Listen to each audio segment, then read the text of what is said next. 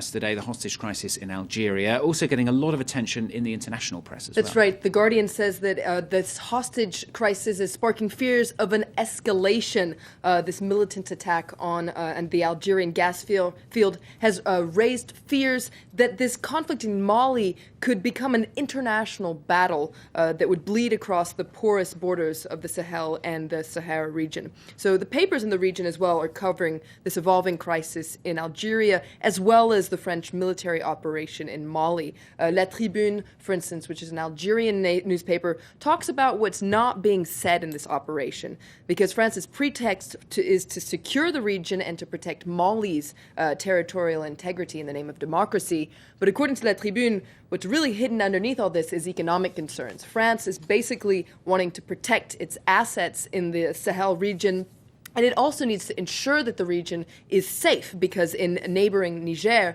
France's company Areva is about to start tapping into a uranium mine, and so it needs to make sure that the region is safe. Excuse me. And so according to La Tribune, this is the real unconfessed reason behind the war in Mali.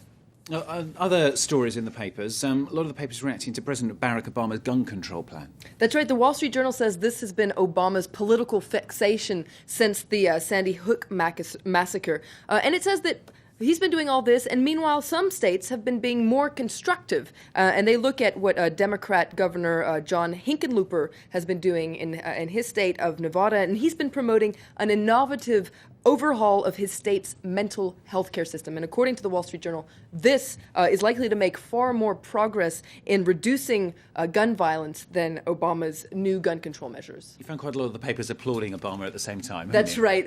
In The Guardian, Gary Younge says this is how to be a president. And he says that finally an American president has made a sober, principled, and coherent intervention on gun control.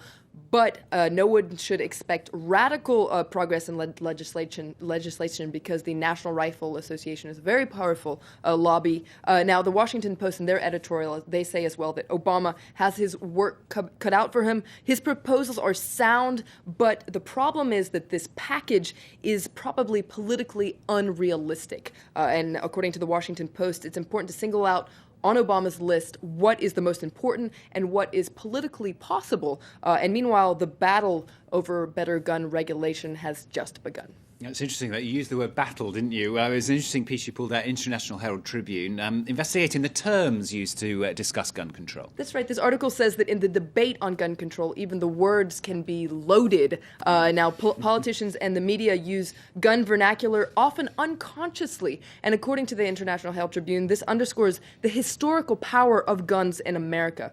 And it gives some examples. For instance, Joe Biden said there was no silver bullet for stopping gun violence. Meanwhile, Obama said that he would not negotiate with a gun to his head. So this article says, no wonder it's hard to get rid of gun violence when Washington can't even get rid of its own gun vocabulary.